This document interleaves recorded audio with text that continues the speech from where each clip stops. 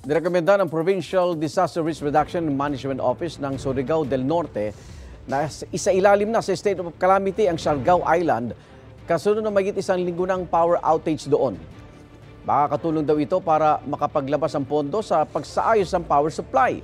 Unang sinabi na ang nasabing outage ay dulot daw ng problema sa isang linya ng submarine cable sa bahagi ng Claver at Socorro. Sa council meeting nito, Huwebes, sinabing mayroon ng nakuhang materyales ang kontraktor para sa pagsaayos ng submarine cable. Pero nalaman na hindi sa nasabing bahagi ng submarine cable ang sira, kaya tumagal pa ang problema.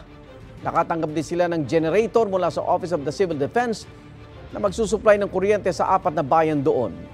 Kung hindi raw maibabalik ang supply ng kuryente ngayong araw, maaaring ideklara ang state of calamity.